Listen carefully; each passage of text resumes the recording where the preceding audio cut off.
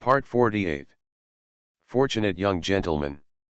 Author, Rong Xiao Rong. Chapter 472. Remember in 1 second, read wonderful novels for free without pop-ups. Tang Ning originally thought that Xiao Ju and he had a tacit understanding, but he didn't expect that such a simple hint would be misunderstood by him. One draw costs 100,000 taels, isn't this extortion? As an official appointed by the court, how can he secretly extort a prince? Xiao Ju asked, what do you think of a 50-50 split? Tang Ning said, deal. He thought about it, looked at Xiao Ju and said, aren't you worried that he will regret it? Xiao Ju shook his head and said, no. Since Xiao Ju was so sure, Tang Ning stopped asking. In fact, even he himself did not expect that the straw would have unexpected gains, because Emperor Chen lost 10,000 taels of silver, but also because Emperor Chen got 50,000 taels of silver. It is really hard to say whether things in the world are blessings or disasters, whether they are gains or losses. The victory and loss of this final of the 16 guards competition also affect the interests of many people in Beijing. As soon as the game ended, countless news spread in all directions. Although Zhou Xiaoyi's victory was incredible to many people, it was not as shocking as the first time they defeated Zhou Yue. As the only team that remained undefeated in this competition, many people bet on them in the last game. Although they did not make a lot of money, they still made a small profit.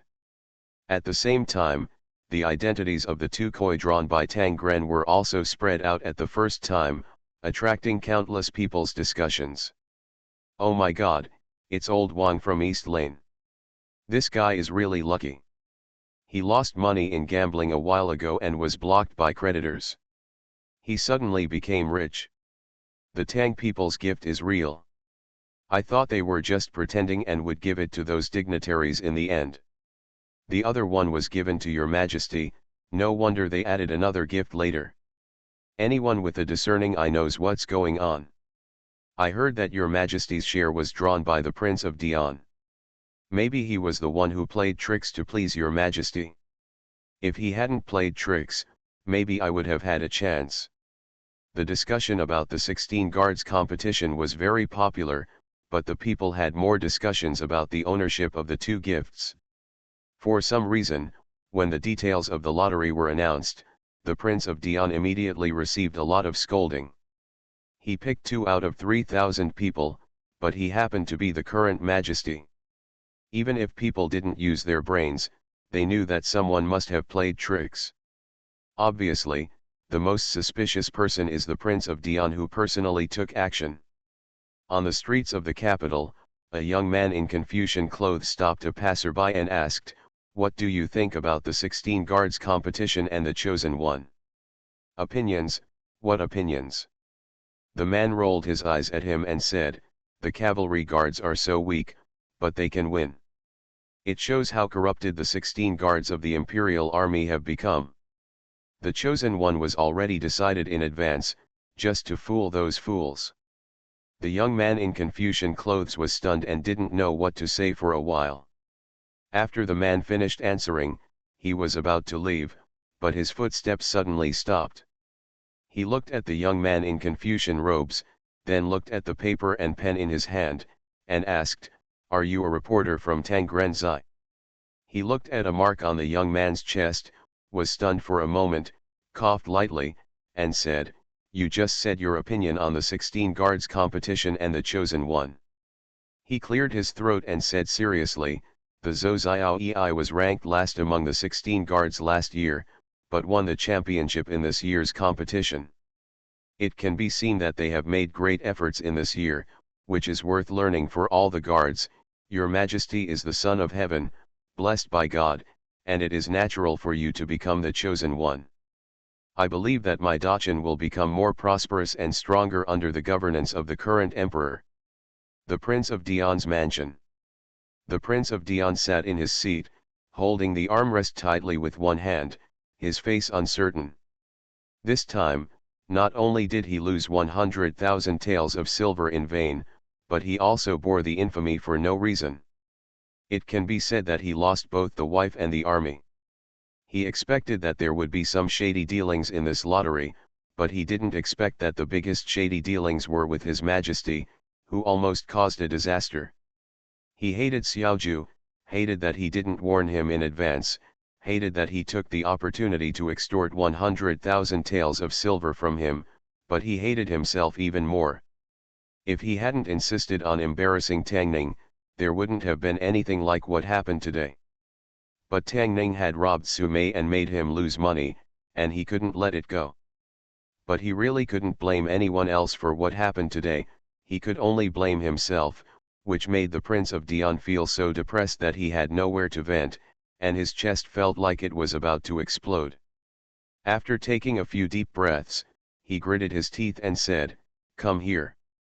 Someone ran in quickly from the door and asked, "What do you want, Your Highness?" The Prince of Dian looked gloomy, as if his heart was bleeding, and said, "Send 100,000 taels of silver to the Xiao mansion." He had to send this 100,000 taels of silver, because he had to accept Xiaoju's favor. In their circle, favors are much more important than money. Ministry of Rites. The Shangshu, the Shilang, and the doctors of the four ministries all went to the Xiaoqing to watch the competition. The officials of the Ministry of Rites were much more relaxed than usual. "Have you heard that Zhou Xiaoyi won? I bet 10 taels of silver on them. Damn Zhou Yue, or what kind of emperor's guards, this time I lost miserably. Go back to your offices quickly, Lord Shangshu is back." After hearing that the minister and other ministers had returned to the yamen, everyone immediately returned to their yamen and pretended to be serious about their work. Before Tang Huai walked into his yamen, he paused, looked back at Lu Feng and said, "Shilang Zhang resigned and retired. This time there is a vacancy in the position of Shilang. I have asked His Royal Highness Prince Duan to help me transfer your. When you tell your name, you should also be careful." Lu Feng immediately said, "The official knows. The Minister of Personnel and the Ministry of Rites are the most powerful among the 6 ministers. Naturally, there are countless people competing for it. If they can win it, they will immediately have a lot of resources in their hands. Lu Feng has enough qualifications, and the only difference is an opportunity." Tang Huai walked into the yamen. The doctor from the driving department cupped his hands to Lu Feng and said, "Congratulations, Mr. Lu." Lu Feng waved his hand and said, "Congratulations are still too early." The doctor from the driving department said, "Since His Highness Prince Duan is willing to help, as long as nothing goes wrong, the matter will be settled." Lu Feng said a few polite words to a few people and then walked away. The doctor from the temple looked at his leaving figure, sighed, and shook his head slightly. The doctor in the driving department looked at him and asked, "Mr. Lu, what's wrong? Why are you sighing?" The doctor at the temple said, "Just now in front of His Majesty, Mr. Lu almost caused Tang Ning to suffer a hidden loss." The doctor in the driving department nodded and said, "If he hadn't been astute and moved His Majesty out at the critical moment, today's matter would have been difficult to deal with. It's a pity for Mr. Lu that he saved the day, right?" "No." The doctor from the temple shook his head and said, "I feel sorry for Mr. Lu." "Master Lu," the other 3 doctors looked at him and asked, "What's wrong with Master Lu?" The doctor from the temple sighed and said, "The 3 of us had never offended Tang Ning before, and even though we were tortured by him to an inhumane state, Lu Shilang embarrassed him in front of so many people. Do you think he would let Lu Shilang go so easily?" Tang Ning sat in the study and threw the stack of banknotes handed over by Xiaoju into the drawer.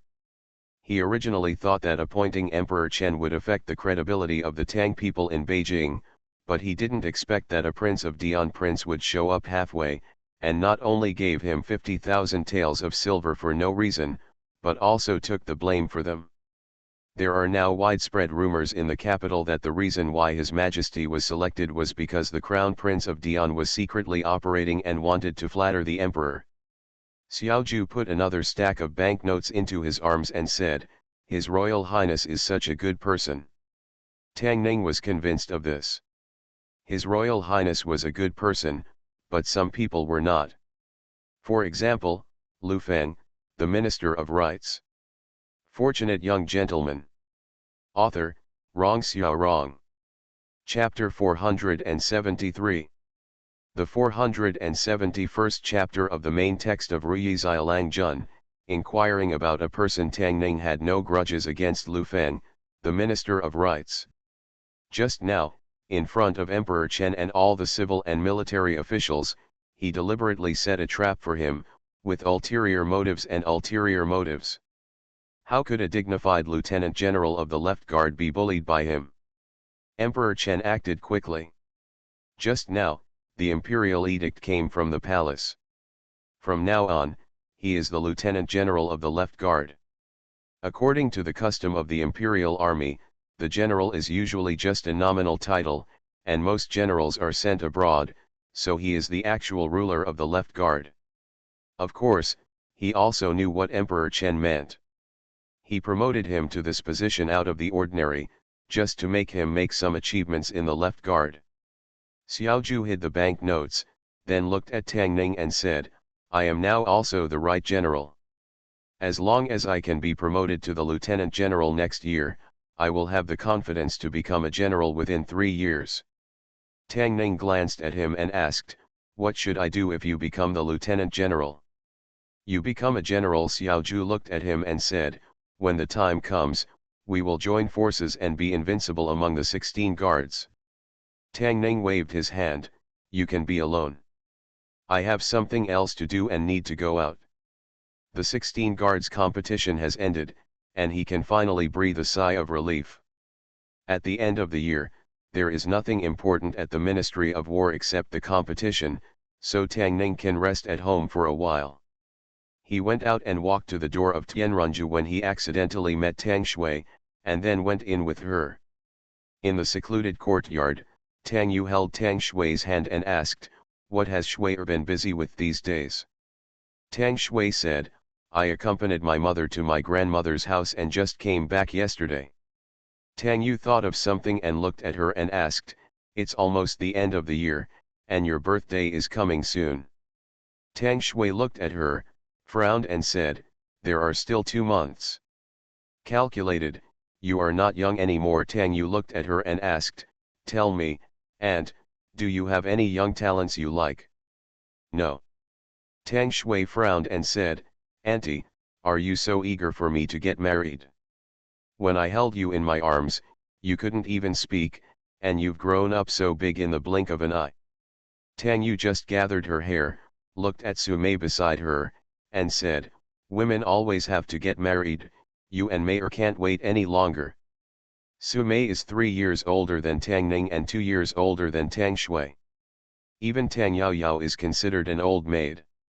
The two of them who are 3 or 4 years older than Tang Yao Yao are 100% leftover women. It's just that Sumei can't get married because she doesn't want to get married. As long as she says a word, the men in the capital who want to marry her can line up from the east gate to the west gate and back again. Tang Shui can't get married. Her bad reputation in the capital is even worse than Lu Ya's. Now Lu Ya is taken in by Xiaoju, and she is the only witch left in the capital. Who dares to marry her, unless he is tired of living? Tang Shui keenly caught Tang Ning's upturned mouth, looked at him and asked, "What do you mean?" Her expression made Tang Ning aware of the danger, and he stood up and said, "You guys chat, I'll go out first." When he walked to the front yard, Sumei followed from behind and said, "Congratulations, General Tang." Strictly speaking, Zhonglang Zhang can't actually be called a general, but everyone is used to bragging to each other on weekdays, and usually the first 2 words are omitted. Calling General Tang is much better than Tang Zhonglang Zhang. Tang Ning looked at her and asked, "Just congratulations?" Sumei glanced at him and said, "How about you come to my room and I'll play a song for you?" Tang Ning thought about it and shook his head and said, "It's not like I haven't heard you play before. How about you dance? I haven't seen you dance yet." "You wish." Sumei rolled her eyes at him and said, "I only dance for my husband. Are you my husband?" Tang Ning was not giving up and said, "Is it not okay to be a brother?" Su Mei looked at him and asked, "Can a brother be a husband?" "If you want."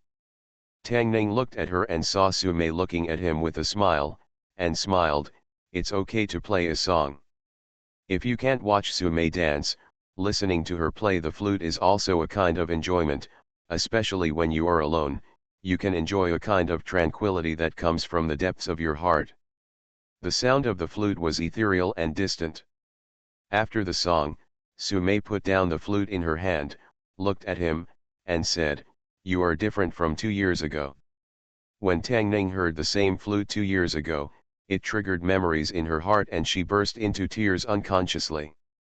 Now, when she heard it again, she felt a different state of mind. Su Mei came over, sat down beside the bed, and said, "2 years ago, you were full of loneliness and sadness. Now you are different from then." Tang Ning looked at her and said, "You are different too." Su Mei asked, "What's different?" Tang Ning looked at her carefully and said, "You look better and prettier than 2 years ago." Su Mei is in the most beautiful age of a woman's life. She has just lost the immaturity of a young girl. She is quite charming but not too much. Maybe because of the improvement of her sleep in the past 2 years, she looks better than before. Su Mei glanced at him and said with satisfaction, "You are even more slick than you were 2 years ago." Tang Ning couldn't help but think of the confrontation between them when they first met 2 years ago. She coughed and said, "Weren't we young then?" "Let's not talk about this." He waved his hand, looked at her and said, "I want to ask you about someone. You should have his information here." "Who?" "Minister of Rights, Lu Feng." "Hu." At the Tang family, Lu Feng, who was discussing matters in the hall, sneezed and couldn't help rubbing his nose. Tang Chi looked at him and said, "It's been cold these 2 days, Lord Lu, take care of yourself." Lu Feng wrapped his clothes around himself and said, "Thank you Lord Tang for your concern. I'll put on another piece of clothing when I get home." Tang Hui took a sip of tea and said, "The position of the Right Assistant Minister of the Ministry of Personnel is vacant. In terms of seniority, the only person who can compete with you is Li Yan, the Assistant Minister of the Ministry of Works. Li Yan has mediocre political achievements and no background in the court. It is unlikely that His Majesty will choose him. As long as you don't make any mistakes on your side, the position of the Right Assistant Minister of the Ministry of Personnel will belong to you." Lu Feng immediately bowed and said, "I will definitely live up to the trust of the Shangshu." Among the 6 ministries, the most important are the Ministry of Revenue and the Ministry of Personnel. Since the last incident of Han Ming, the Assistant Minister of the Ministry of Revenue, the Tang family has lost one of the most important generals in the Ministry of Revenue and has not recovered yet. If they can occupy a place in the Ministry of Personnel this time, it will be of great significance to both the Tang family and Prince Duan. It has been 2 days since the 16 guards competition ended, and many people still buy a newspaper every day at the entrance of Tangrenzai. This is because during the 16 guards competition, the newspaper will not only record the schedule and technical analysis, but also publish some interesting news. Among them, some are current political news, such as the grasslands situation has been stable for a year, and there are signs of breaking the ice. The Wanyan tribe has annexed several tribes and has a trend of continued growth. In the distant western regions, Zioan Kingdom has also risen strongly in recent years, which has attracted the attention of several major western regions countries. Many officials in the court have also put forward the Western region threat theory. The envoy of Zioan Kingdom who is still in Beijing came out to refute the rumor, saying that he will unswervingly implement the policy of peaceful coexistence with Chen Kingdom. Some are strange stories, such as a liar in the east of the city who claimed that he was the Koi King drawn by His Majesty himself. Because the bonus was withheld by the government, it took 10 taels of silver to get it. He promised to borrow 1 tael and return 10 taels. After defrauding 8 people in a row, he was caught on the spot by the bailiff. Ping An County Office solemnly reminds that as the year draws to a close, scammers are rampant. Please raise awareness of prevention and avoid being deceived by the people of Kyoto. There are also some gossips about officials or dignitaries in the capital, such as a certain marquis married a concubine from the western regions, and a certain official was taken down from the bed of the most popular lady in the brothel by the eldest lady of the family who broke into the brothel. These news satisfy the curiosity and gossip of the people in the capital, and because of the good quality and low price, they are quite popular among the people. In the palace, Emperor Chen has become accustomed to reading a newspaper from Tangrenzai after the morning court and before reviewing the memorials. After the 16 guards competition, Tangrenzai's special correspondent Zhou XX interviewed several citizens in the capital on the street. The enthusiastic citizens said that this 16 guards competition is conducive to promoting the majesty of the imperial guards and promoting the relationship between the great Chen and the small countries in the western regions. Under the wise and powerful leadership of His Majesty, the state of Chen will surely become stronger. The corners of Emperor Chen's mouth unconsciously showed a smile. After a moment, he put down the newspaper, looked at Wei Jian, and said, "Let all the major government offices in the capital subscribe to a copy of Tangrenzai's newspaper. You are listening to Novels at Bless Up channel. Wish you happiness and luck. Please subscribe to receive new novels. How do you feel about this novel? Please like and leave a comment. Fortunate Young Gentleman. Author, Rong Xiao Rong. Chapter 474. Remember it in 1 second and read wonderful novels for free without pop-ups. Majesty, domineering, wise and mighty, tall and majestic, this was Tang Ning's impression of the emperor before traveling through time. After traveling through time, Chen Huan completely overturned his understanding of feudal emperors. Greedy, stingy, cunning, seemingly affectionate, but can be cold-blooded and ruthless when necessary. Emperors are ruthless. They say that there is no family affection in the Tian family. It is normal for fathers, sons, and brothers to chop each other off, but as an emperor, so stingy that he was asked to deliver a newspaper to major government offices in Beijing every day without mentioning remuneration, which was a bit stingy. What he did was not even considered plundering, it was simply naked plunder. Tang Ning was much more generous than Chen Huang. She reprimanded in her heart for a while and then stopped caring about the few pennies. He has been too busy during this period, and now he finally has some free time. The new year is coming soon. He plans to put down his work first and take time to spend time with Xiao Ru Xiaoi. We had agreed to go out for a walk with them today, but as soon as we walked out of the house, our father-in-law and mother-in-law suddenly came to visit us, so we had to turn back. Su Ru's Hongai I was chatting with Chen Yuxian in the room. Zhou Mingli walked up to Tang Ning, took something out of his sleeve, handed it to Tang Ning, and said, "Did you instruct the newspaper printed by Tang Renzai?" Tang Ning nodded. In an era when entertainment was extremely scarce, news was transmitted very slowly, first by mouth, and second by government notices. After the outbreak of new media in later generations, newspapers have been almost abandoned, but here, it is still something very advanced.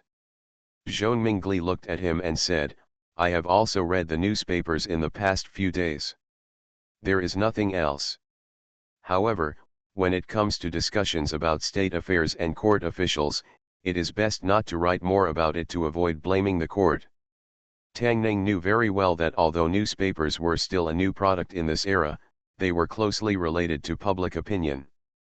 If they wrote too much, the court would not sit idly by. Therefore, he is extremely strict in censoring the content published every day and strives to be politically correct and not touch red lines. There is also a lot of knowledge in how to grasp the scale. Otherwise, if the imperial court takes off the hat of talking about state affairs and imperial officials, the Jingxi Daily, which has just developed, will be nipped in the bud. Tang Ning looked at Zhou Mingli and said, "Father-in-law, don't worry. Your Majesty has already issued an oral order, asking Tang Renzai to deliver a newspaper to all major government agencies every day. I will take good care of the scale. It's good that you have an idea. Even His Majesty agreed. Zhong Mingli was relieved after hearing this and said, "You go ahead, I'll go and play 2 games of chess with old Tang." Tang Renzai. Early in the morning, the stall owner of the breakfast stall had just set up his stall and walked to the door of Tang Renzai.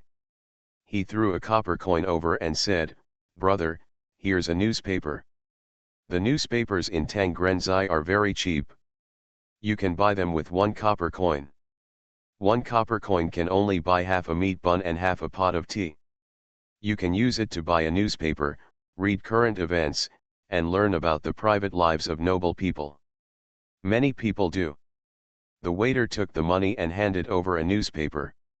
The stall owner handed it to a diner in the stall and said, "I can't read, please read it for me. You won't be charged for this bowl of noodles."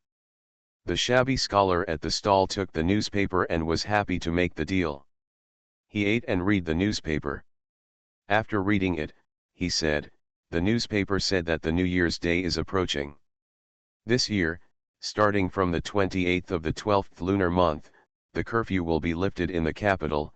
It is a few days earlier than in previous years. The New Year's Day should be more lively. I was able to sell a few more bowls of noodles that year, and the business at the night market was very good. The vendor muttered, and then asked, "What else is there?" There are also anecdotes about several adults in the court. It says that Mr. Li, the minister of the Ministry of Industry, used to be in the Ministry of Water. When he was ordered to provide disaster relief, he always rushed to the front. He was washed away by floods twice and almost died. It is said that the people of Runzhou erected a statue of Master Li on the embankment to express their gratitude. The hawker said, "Master Li is really a model for all officials. If there are officials like Master Li in the court, the people will have a good life."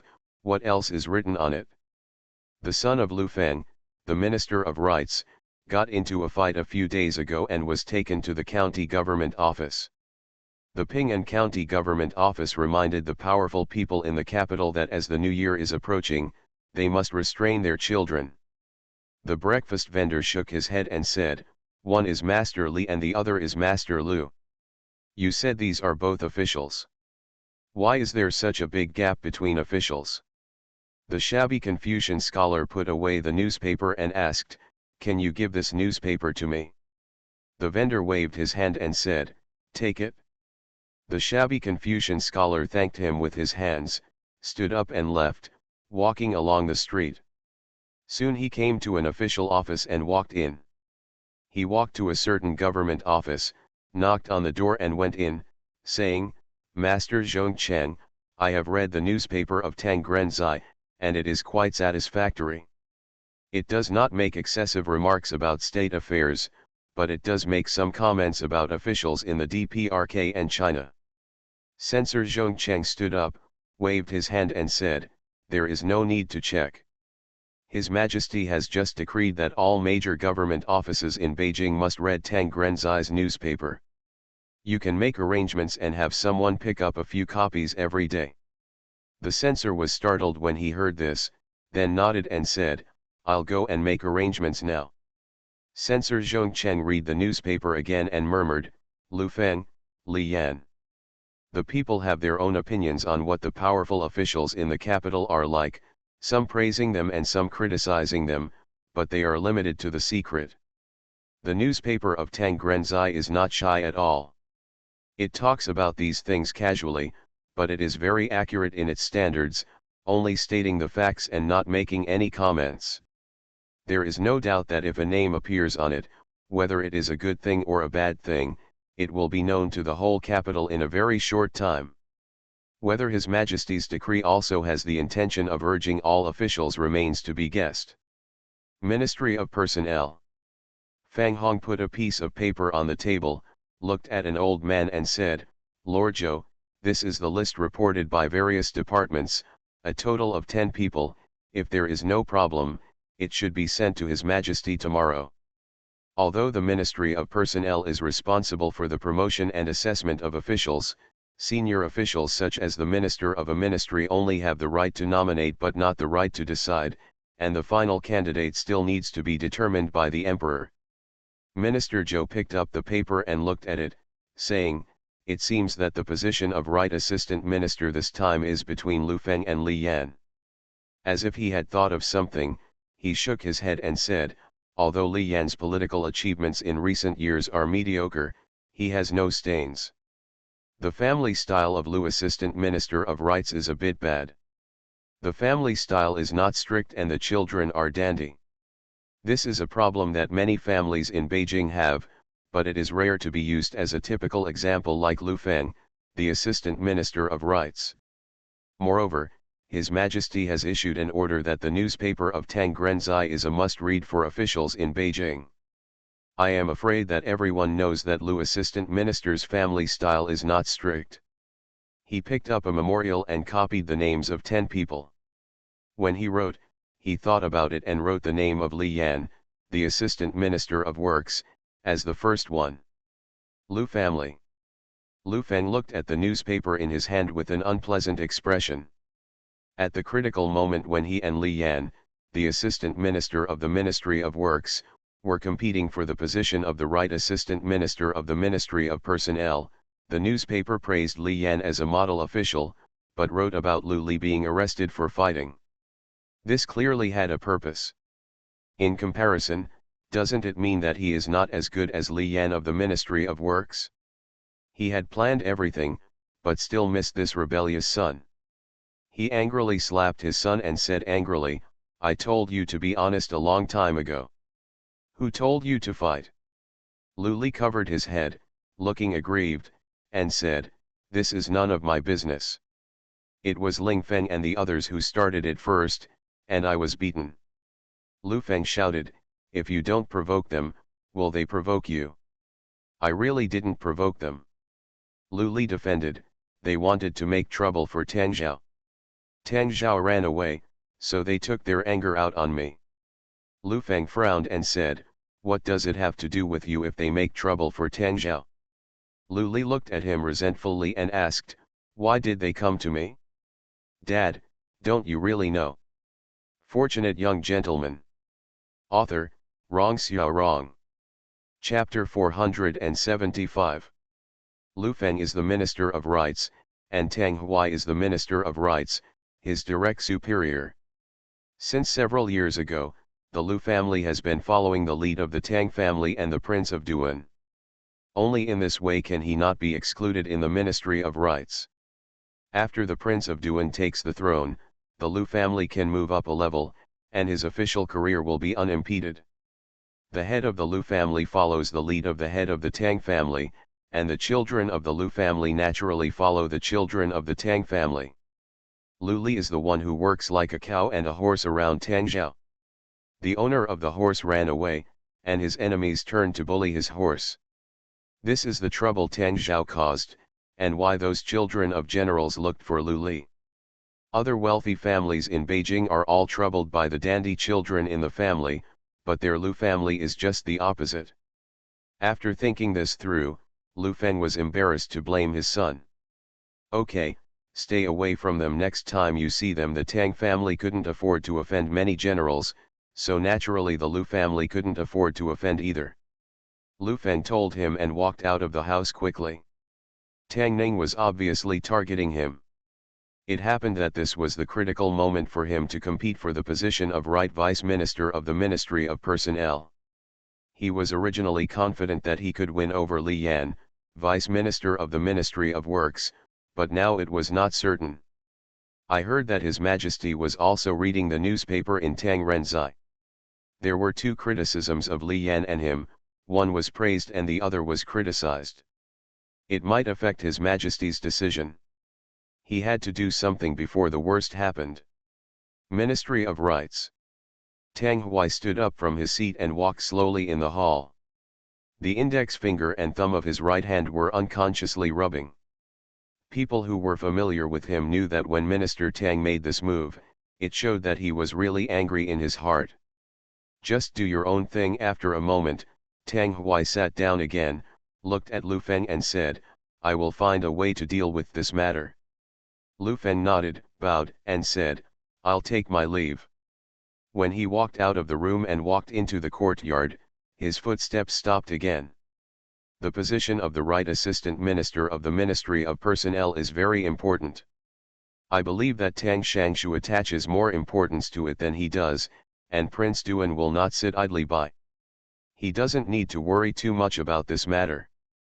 He stood in the courtyard and thought about it. When he was about to leave, he suddenly looked at the corridor on the side and asked, Dr. Lu, is there something wrong? The doctor of the Ministry of Shrines looked at him, shook his head, and said, nothing. After he finished speaking, he shook his head and turned to leave. The former Vice Minister of the Ministry of Revenue did not seem to have offended Tang Ning, but now his grave has begun to grow grass. The Vice Minister of the Ministry of Justice did not offend him either, but ended up being exiled. During his time in the Ministry of Rights, Vice Minister Lu was not unlucky, so he was already very lucky. He did not go to the temple to pray to the gods and worship Buddha, but actually dared to take the initiative to provoke him. This time, even if he did not fall into the well, was not hit by a carriage when he went out, and did not have diarrhea for a month, he would not be able to get the position of Right Vice Minister of the Ministry of Personnel. Lu Feng looked at the back of the doctor of the Ministry of Shrines leaving, shook his head, and murmured, inexplicable. Tang family, Tang Ning looked at Tang Yao Yao, and Tang Yao Yao also looked at him. After a while, neither of them glared at the other, and Tang Yao Yao asked, why don't you ask me how much money I won this time? Whatever I won is what I won. Tang Ning looked at her and asked, am I afraid that you will embezzle it? What if I really embezzled it? Tang Yao Yao glanced at him and asked, do you trust me so much? If I don't trust you, who will you trust? Tang Ning looked at her and said, the silver will be put in the warehouse first, anyway, it will be used. That won't work. Tang Yao Yao sat down and said, although the store belongs to the two of us, your silver is yours and my silver is mine. I don't want to embezzle your silver. I will convert it into silver notes and give it to Zairu in a while. Tang Ning said indifferently, it's up to you. He has no concept of silver now. When he was in Lingzhou, he had to spend a lot of effort for a few hundred taels of silver. Now that he has tens of thousands of taels of silver, he doesn't have the sense of accomplishment and satisfaction he had when he made money. Tang Yao Yao thought of something, looked at him, frowned and said, your newspapers can't make money at all, why do you continue? Tang Ning looked at her and said earnestly, some things can't be just superficial, and can't just think about money. For example, we hosted the 16 guards competition this time, didn't we also invest money, but ended up losing money? Tang Yao Yao shook her head. Although a lot of money was invested in this competition, the tickets and sponsorship of those merchants have already paid back. Not to mention the publicity for major stores during the competition. The Tang family's stores in the capital were previously unknown, but now they are recognized by the people of the capital. Before and after the competition, the daily profit has increased several times. If you think it's useful, continue. Tang Yao Yao usually doesn't ask about things she doesn't understand. Some complicated things are a big test for her brain. She left a sentence and climbed over the wall back. Xiaoju walked in with his hands behind his back, looked at him, and asked, I heard that Lu Feng, the Minister of Rights, is vying for the position of the Minister of Personnel recently. Did you write that on purpose in the newspaper? Tang Ning's code of conduct is to take revenge for grievances and revenge for hatred. Apart from his personal grudges with Lu Feng, it would be good to weaken the power of the Tang family. If their people are promoted to such an important position as the Minister of Personnel, wouldn't the Tang family and Prince Duan be even more powerful? Xiaoju said, it's just a few words, and it won't have much effect. At most, it will prevent him from being the Minister of Personnel. What else can we do? Tang Ning stood up and asked, Can we choose a dark and windy night to sneak into Liu's house and kill him? Although Lu Feng is not a clean person, he has no big handles. Even Su Mei and the others have not found out. Tang Ning really can't do anything to him through normal channels. However, although he has no principles in life, he has a bottom line in doing things. Killing people because of this kind of thing, what is the difference between him and those scum of the Tang family? Xiaoju thought about it and said, yes, if Lu Feng can't be the Minister of Personnel, the efforts of the Tang family will be in vain. So you belittle Lu Feng and let people spread the news in Beijing, exaggerate the achievements of Li Yan, the Minister of Works, and further belittle Lu Feng, just to let Li Yan replace him. Tang Ning looked at him, frowned, and asked, what news are you spreading? The newspaper of Tang Grenzai has now become the official reading material of major government offices. Even Chen Huang will read it. He doesn't need to spread any news at all, and he didn't spread any news. Xiaoju looked at him and said in surprise, these past 2 days, the people in the capital have been discussing Li Yan, the Minister of Works. His past achievements have been dug up and publicized, and some dirt about Lu Feng, the Minister of Rights, has been spread. Didn't you ask someone to do all this? Tang Ning shook his head and said, no. Xiaoju was stunned and asked in surprise, who could it be? Could it be Li Yan himself? Tang Ning continued to shake his head, it shouldn't be either. Xiaoju looked at him and asked, if it's not you or Li Yan, then who could it be? Tang Ning thought for a while and said, Lu Feng, or the Tang family. Xiaoju was stunned for a moment, looked at him, and asked, are Lu Feng and the Tang family crazy? Why do they belittle themselves and elevate others? Tang Ning's eyes were slightly stern, and said, this is flattery. Fortunate young gentleman. Author, Rong Xiao Rong. Chapter 476. As the saying goes, if you want to make it die, you must first make it crazy. The meaning of killing is similar to this. If you want to deal with a person, you can do the opposite, praise or flatter the person excessively, and make the person swell. Maybe he will explode when he is swollen. However, flattery can also work from another angle. Even if Li Yan, the Minister of the Ministry of Industry, is not proud of excessive flattery, some people will be suspicious of him because of it. Xiaoju was stunned, looked at Tang Ning and asked, you mean, His Majesty will be suspicious of the Minister of Industry because of this? Tang Ning nodded and said, no matter what His Majesty thinks, things have become complicated. Everything has a limit, whether it is the restructuring of the 16th Guards or the Tang Renzai newspaper, it must be controlled within Chen Wang's bottom line. The further away from this bottom line, the better. Tang Ning exposed Lu Li and gave Li Yan a little blow, which would not have touched the bottom line. However, Lu Feng or the Tang family added fuel to the fire, making the fire burn even more intensely, but it disrupted Tang Ning's thinking. The plan pushed Chen Wang's bottom line and made things more complicated. After experiencing the lottery incident, Tang Ning realized her shortcomings and began to consciously ponder these things. For this reason, she also found many officialdom novels from bookstores and spent a lot of time studying them to avoid a similar situation happening next time. Xiaoju looked at him and asked, what should we do now? Li Yandang was not the right servant of the Ministry of Civil Affairs and had nothing to do with Tang Ning. Tang Ning didn't know him.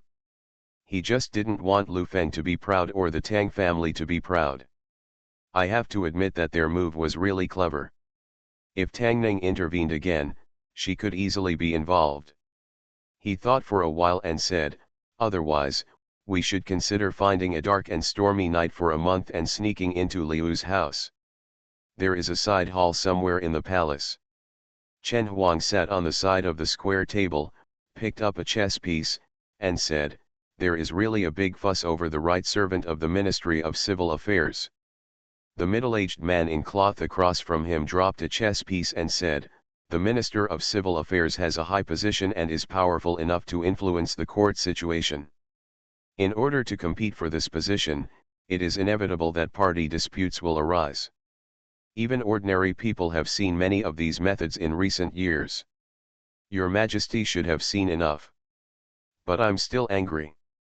Chen Huang put down the chess pieces, sighed, and said, the parties are fighting, and I am not dead yet, nor am I sick. What are they fighting for, and what are they anxious about? Are they expecting me to die soon?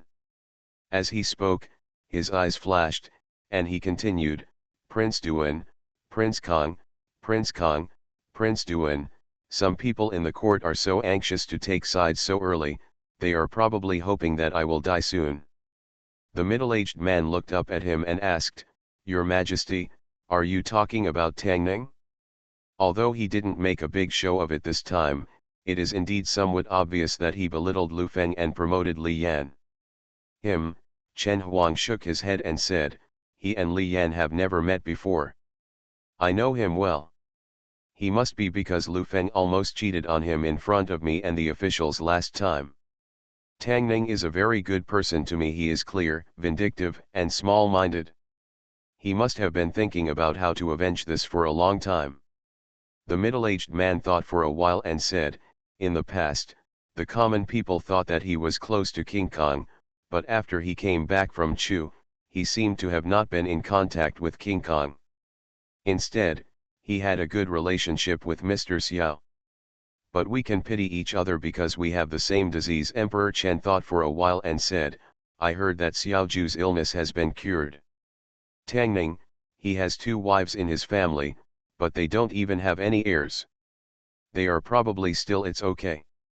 He looked at the middle-aged man and said, you have dealt with him. What kind of person do you think he is?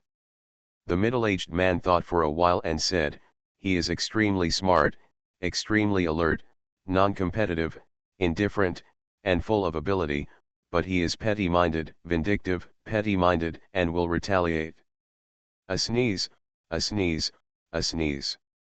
Tang Ning had nothing to do and was playing flying chess with Tang Yao Yao in the yard. When she was about to win the first game, she suddenly sneezed several times. Tang Yao Yao across from her wiped her face, stood up and glared at him. Tang Ning rubbed her nose, looked at her, and asked, are you scolding me in your heart? I just want to win against you, right? Tang Yao Yao felt a little guilty after what he said, and immediately said, I'm going to wash my face. After that, he hurried away. Tang Ning glanced at her running figure and sighed inwardly. When will Fairy Tang become more mature? Isn't it just that she lost the game of chess? As for cursing, he also revealed her inner thoughts in just 2 sentences. He looked around and secretly moved Tang Yao Yao's chess piece back 2 spaces. Suddenly a black shadow appeared in front of him. His hand shook, thinking it was Tang Yao Yao who was back. When he looked up, he realized that it was Tang Yao Yao who was back. Wei Jian. Wei Jian looked at him with a smile and said, Master Tang, your Majesty has summoned me. Nothing happened recently. Emperor Chen summoned him for no reason. He didn't know whether he was asking for a gift or for some other reason. He looked at Wei Jian and asked, does Mr. Wei know what your Majesty wants from me? Tang Ning had a good feeling for Wei Jian. If he hadn't reminded her last time, he wouldn't have even thought of adding more gifts. Wei Jian shook his head and said, we don't know this. Tang Ning looked at him and asked, Eunuch Wei has been with His Majesty for many years and must know His Majesty's character very well. Why don't you have a chat with me? Wei Jian looked at him and asked, Master Tang, what is this? Tang Ning smiled and said, I'm worried that I might say something wrong in front of His Majesty and make His Majesty angry, so I want to ask General Manager Wei for more advice. Wei Jian smiled and said, okay, okay. Tang Ning followed Wei Jian into the palace, and before he entered the hall, he heard the quarrel inside. In the hall, Prince Duan looked at Emperor Chen and said, Father, I think that Minister Lu of the Ministry of Rights is very qualified and qualified for the position of Minister of Personnel. King Kong smiled, walked out, and said, "Father, I think that Minister Li of the Ministry of Works is the most qualified. In terms of qualifications, he is not inferior to Minister Lu, and Minister Li has a good reputation among the people. Minister Lu is far behind him in this regard." Prince Duan glanced at him and said, "The rumors about Minister Lu among the people are purely false accusations." Tang Ning stood outside the hall, looked up, and then looked away. Lu Feng is from the Tang family, that is, Prince Duan's family, so Prince Duan will naturally fight for him. It is said that Li Yan, the Minister of Works, is non-factional and not close to anyone, but Prince Kong will definitely oppose anything Prince Duan agrees with. For him, whoever is the Minister of Personnel is better than Lu Feng. But they don't know their father. If the two of them fight, Emperor Chen is very likely not to choose either one. In the interval between the quarrel between Prince Kong and Prince Duan, Wei Jian walked in and said, "Your Majesty, Lord Tang is here." Tang Ning walked into the hall. After Prince Duan glanced at him, he said nothing coldly. Prince Kong didn't have any expression, but his eyes swept over him. Prince Huai was always in a trance, his eyes were erratic, and I don't know what he was thinking. Emperor Chen looked at Tang Ning and asked, "Do you know why I summoned you today?" Tang Ning lowered his head and said, "I am guilty." When he said this, everyone in the palace was stunned. Prince Duan showed joy on his face, Prince Kong showed surprise on his face, and even Prince Huai's eyes were on him. Emperor Chen did not expect him to answer like this. Looking at him, he smiled and said, "Okay, then tell me, what is your crime?"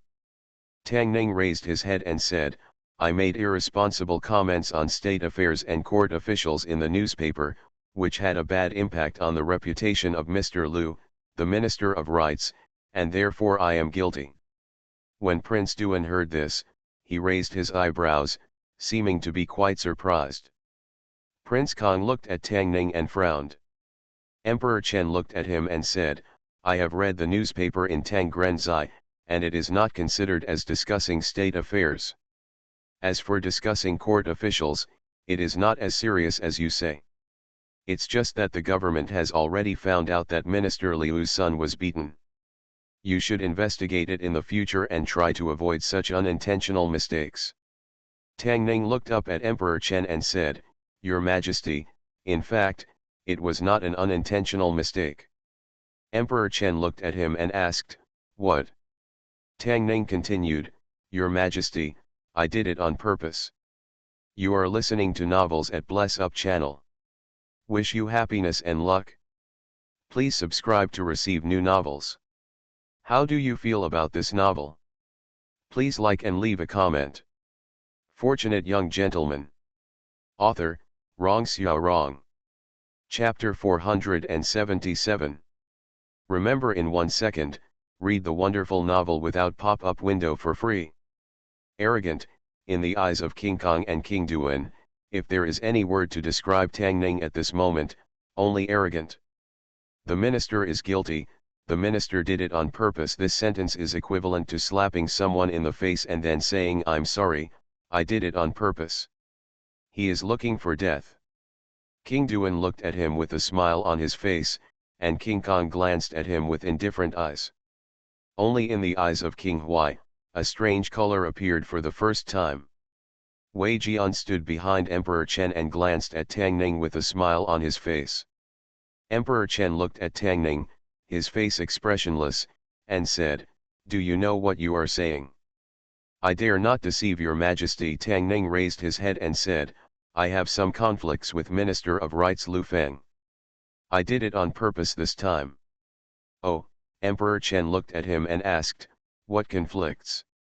Tang Ning looked at him and said, "A few days ago, after the final of the 16 guards competition, Minister Lu deliberately embarrassed me in front of your Majesty and the adults in the court. I have no grudges against Minister Lu, but he treated me like this. Although the competition has ended, I still feel wronged every time I think of this matter these days.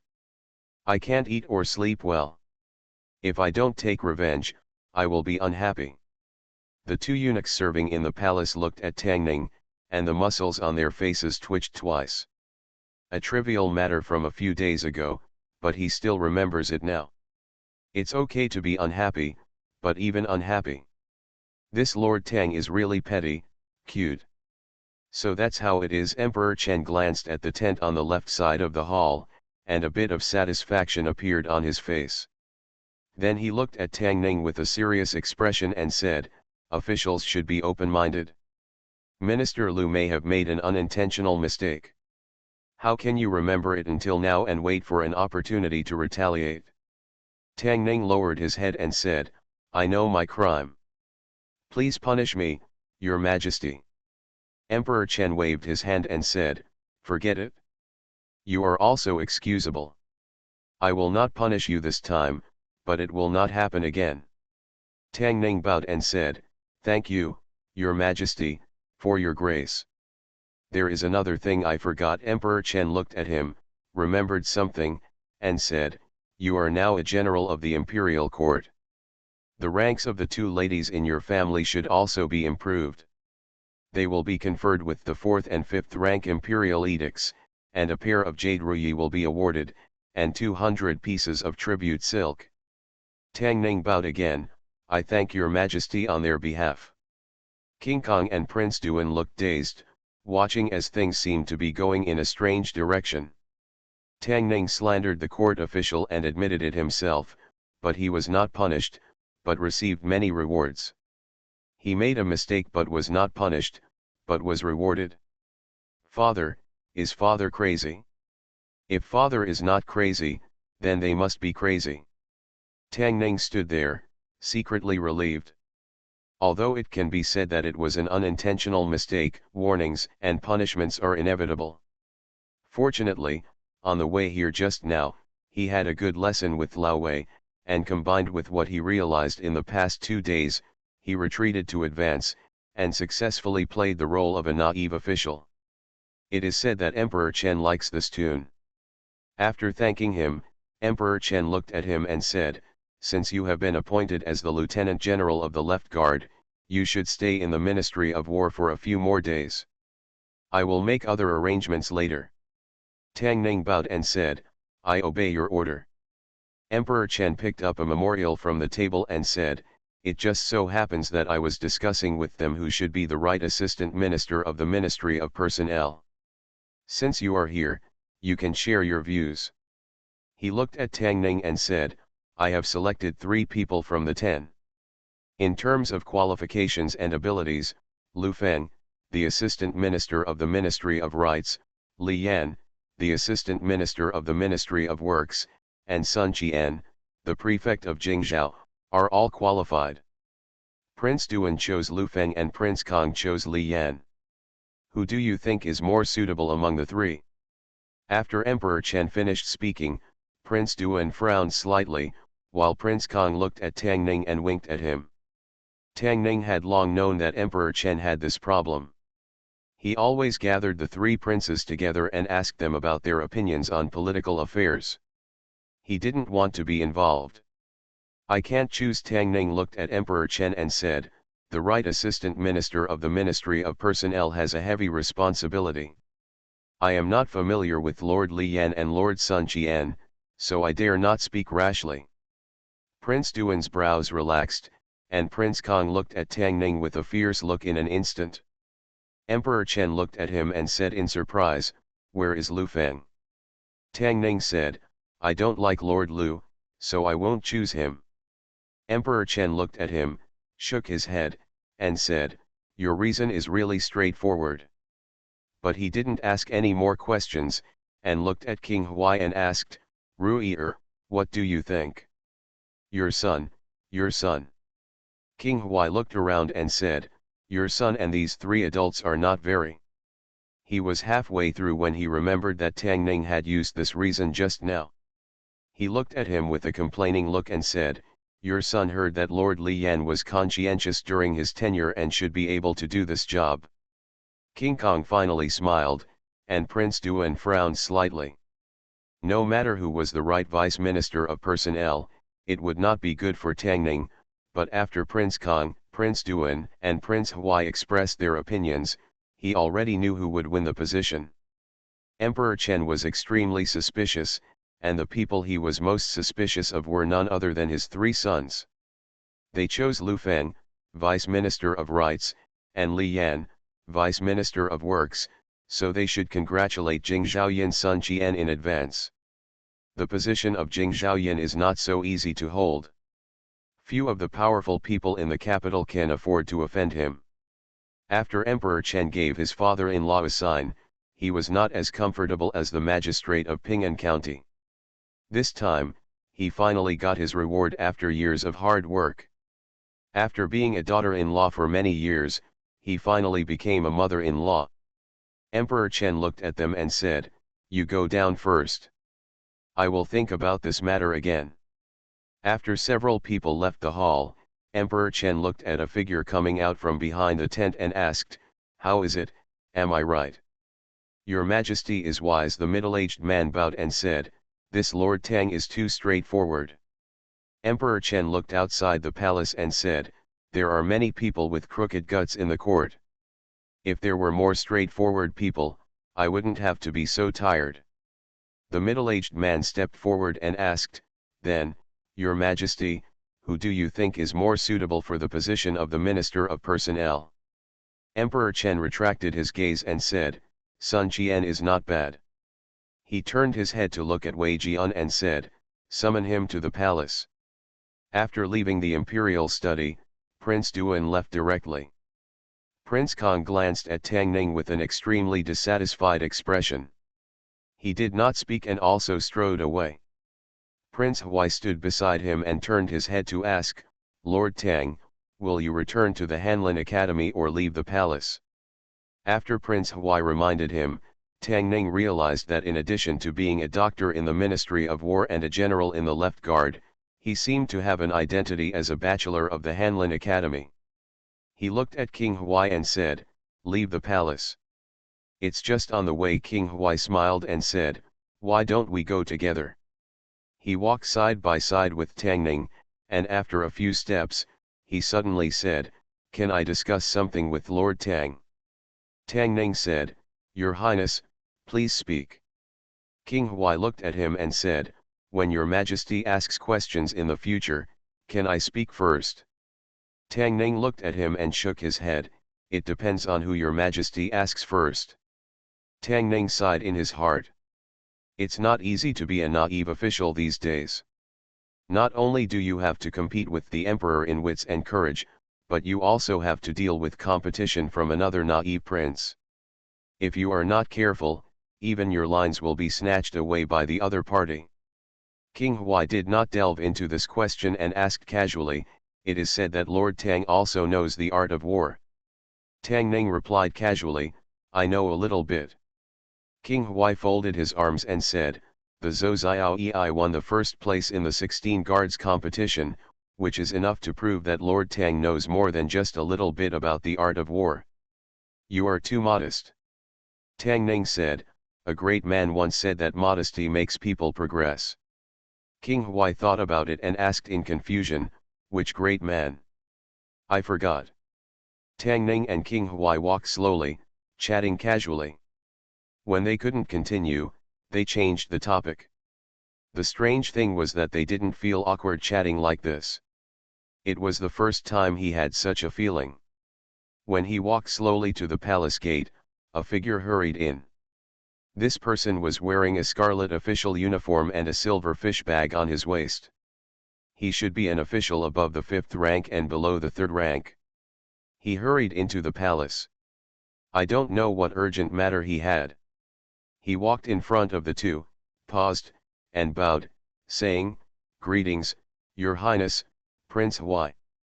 Prince Huai did not speak, but just nodded. The official raised his head and looked at him. Their eyes met, and there was a pause for a moment, then he quickly looked away, lowered his head, and hurried into the palace. Tang Ning looked back and asked, "This gentleman is unfamiliar.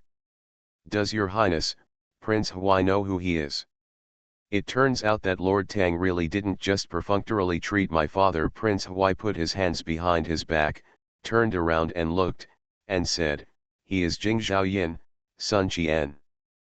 Fortunate young gentleman. Author, Rong Xiao Rong. Chapter 478.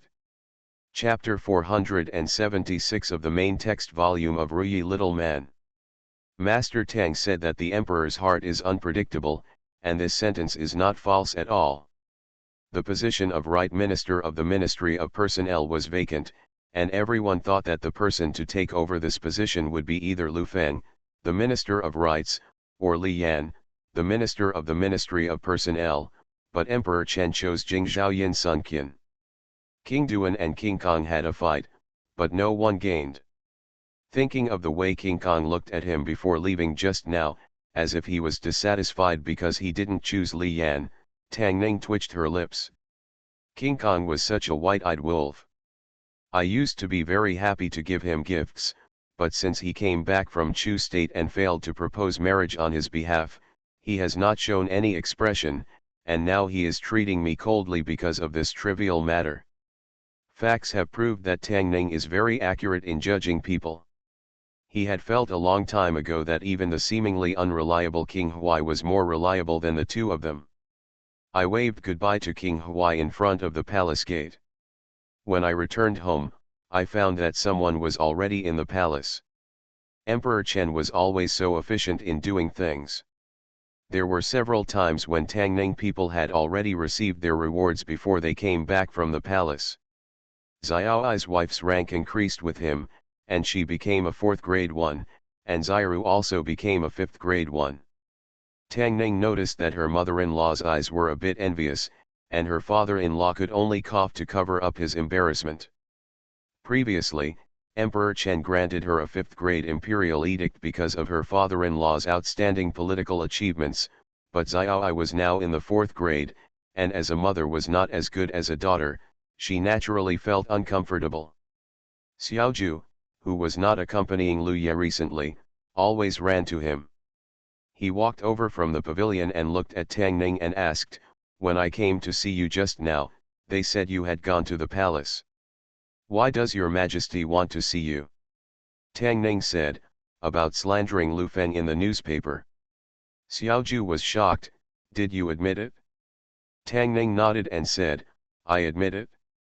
Xiaoju asked, "How did your majesty punish you, a salary or a suspension?" "I wasn't fined or suspended from my job. I was rewarded with some things." Tang Ning pointed to the pile of things piled in the yard that Emperor Chen had given him, and said, "They're all there." Xiaoju walked around the yard a few times, looked at him, and murmured, "Do you think His Majesty is crazy? You did something wrong, but instead of punishing you, he rewarded you. How can there be such a thing?" This is something that a straightforward person like Xiaoju cannot understand. In the eyes of the emperor, there is no clear boundary between wrong and right, right and wrong. If you do something wrong, you will not be punished but rewarded. If you do something right, you will not be rewarded but punished. It couldn't be more normal. The old foxes in the court knew this very well. Fortunately, Xiaoju was a military commander. If he had fought wits and courage with those old foxes in the court, without the protection of Emperor Chen, he would have been tricked to death in a few days. "I understand." Xiaoju touched his chin without a beard and said, "This is called the emperor's mental skill. You don't have to be rewarded if you have merit. If the credit is too great and the master is shocked by the merit, even if you have merit, there will be no good end. You don't have to be punished if you have made a mistake. If it is just a small mistake, if you don't punish but reward, you can win people's hearts." Although Xiaoju's understanding was shallow and the actual situation was much more complicated than this, there was no deviation in his understanding. His revenge on Lu Feng because of the Dabi incident was nothing in the eyes of Emperor Chen, but if it was for the sake of the officials, the position of minister, participating in party struggles and attacking dissidents, has a completely different meaning. If it's the former, even if he beats Lu Feng hard, he won't receive any serious punishment. If it's the latter, he might be thrown into the sky prison because he stepped first with his right foot when entering the palace today. Xiaozhu looked thoughtful, then looked at Tang Ning and said, "Tell me, if Lu Ya and I catch Ling Feng and the others and beat them up, will His Majesty also reward me?" As the end of the year approaches, there are no major events in the court. The only thing that everyone cares about is who will take over the position of Right Minister of the Ministry of Civil Affairs. Among the 6 departments, the Household Department is in charge of money and the Personnel Department is in charge of power. If nothing goes wrong, the future of officials who can sit in these 2 positions is not limited to being a minister. Obviously, neither King Duan nor King Kong was willing to let go of such an important position. They had gone through countless overt and covert struggles before, trying to arrange their own people into it. But no one expected that His Majesty did not choose Lu Feng, the Minister of Rights, or Li Yan, the Minister of Works. These 2 people who had the highest voices and were considered the most likely to take over the position of Minister of the Ministry of Personnel would still stay in their original positions. Superior. On the other hand, Jing Zhaoyin's son Qian, who was ignored by everyone, was transferred inexplicably.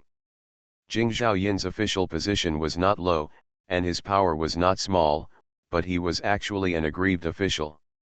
From the perspective of official position, he was transferred this time, but in fact, it was an unusual promotion. His Majesty's thoughts are really elusive. In the Tang family, Lu Feng stood with his hands down, a look of defeat on his face. He originally thought that he was a sure shot at being promoted to the right minister of the Ministry of Civil Affairs. Although there were some twists and turns in the process, he quickly regained the victory. But who would have thought that he would be prepared against all odds? Li Yan, the minister of the Ministry of Industry, failed to guard against Yin Sunqian of Jingzhou. This time the layout that the Tang family valued very much failed. Even His Royal Highness Prince Duan came to the Tang family in person. Lu Feng raised his head and glanced at the young man sitting on the main seat, and even his breathing slowed down. How could it be Jing Zhaoyin's son Qian? Tang Qi paced in the hall and murmured, "In terms of qualifications, even if this position is not given to Lu Shilang, it should be given to Li Yan. It shouldn't be Sun Qian. Move." That's the opposite. Tang Hui picked up the teacup and said, "When the news is released, the higher Li Yan is praised, the less His Majesty will choose him. Even if Your Majesty does not give this position to Li Yan, it should be given to Lu Feng." "No, it's Sun Qian." Prince Duan looked at Lu Feng with a sullen face and said, "I have to ask Minister Lu. Why did you provoke Tang Ning for no reason?" Tang Qi was stunned when he heard this, looked at Prince Duan and asked, "What does this have to do with Tang Ning?"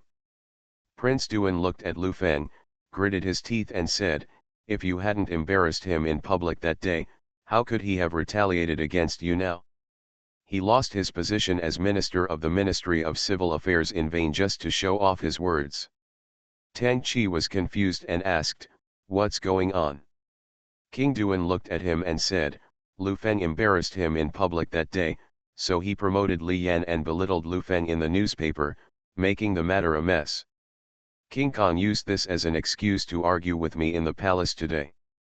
Even King Hui spoke for him. Perhaps it was for this reason that my father gave up on these 2 people and chose Sun Qian." After hearing what Prince Duan said, Tang Qi looked at him in astonishment and asked, "He admitted this in front of His Majesty? Not only did Your Majesty not punish him, but he also rewarded him?"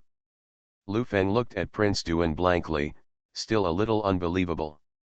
Just because of his words that day, he actually took revenge like this. How stingy is this person?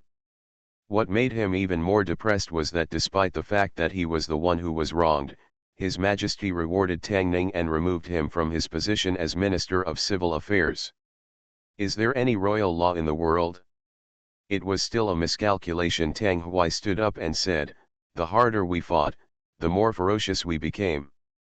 Instead, we lost the opportunity with His Majesty, which gave Sun Qian an advantage. I have a chance to test it out and see if I can win him over. Tang Chi thought for a while and then said, however, King Huai has always been moderate, but this time he will favor King Huai. You need to be careful about him in the future. Why should he be careful? King Duan waved his hand and said, he doesn't have a single confidant in the court, so he can't cause any trouble. The one who needs to be careful is King Kong, who has repeatedly ruined our affairs.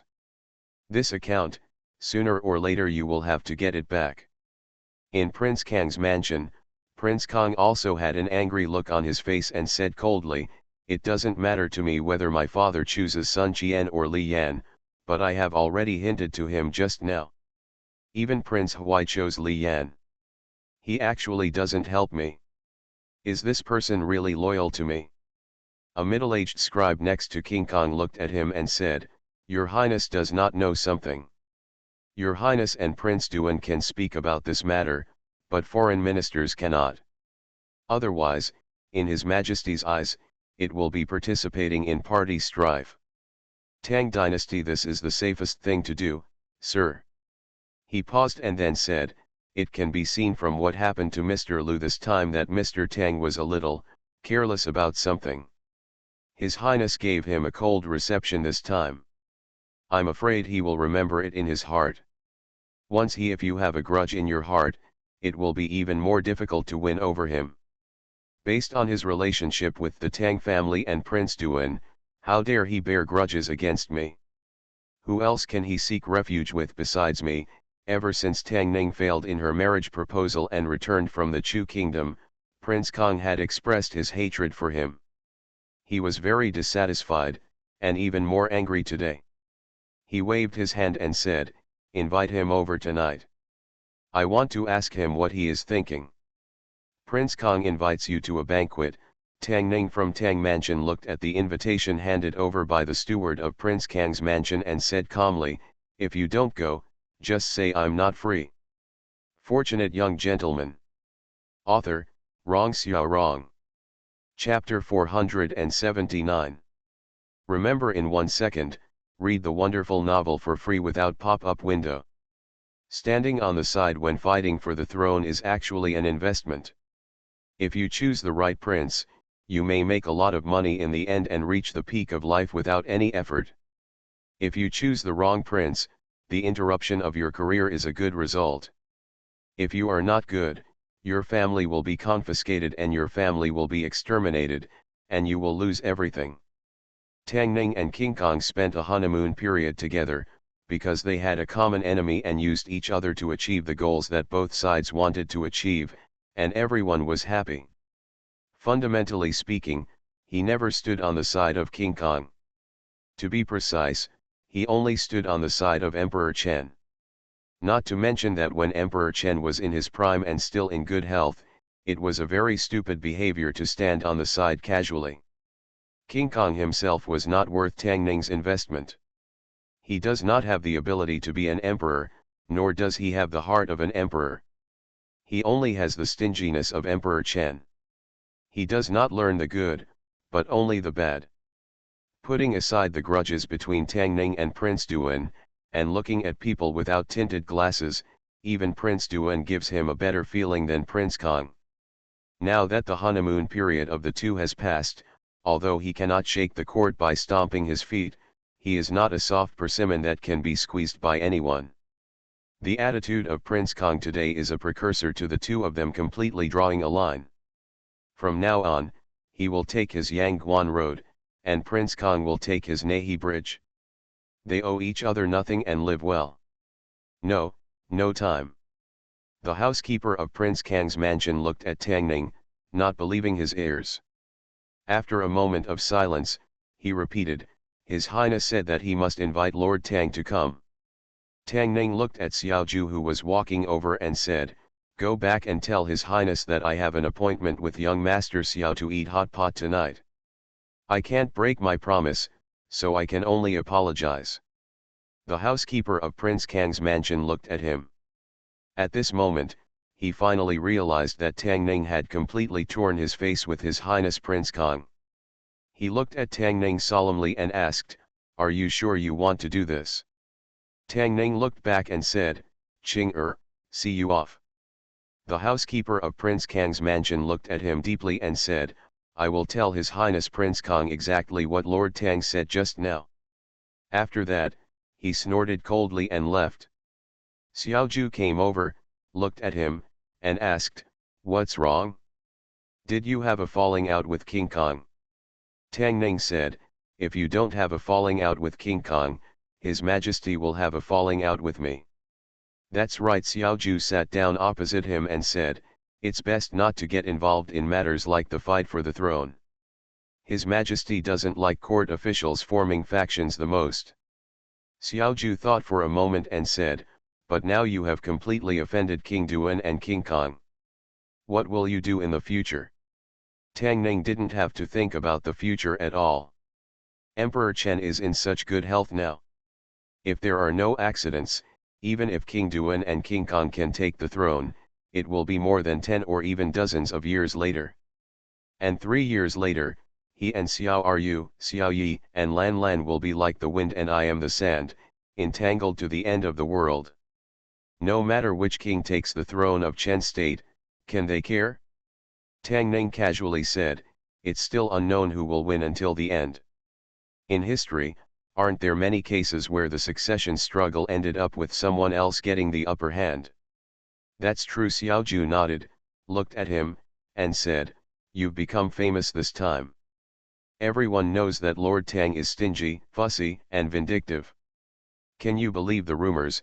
Tang Ning glanced at him and asked, We've known each other for so long. Do you think I'm that kind of person? Xiaoju thought for a moment and said, I think you're a little stingy and you hold grudges.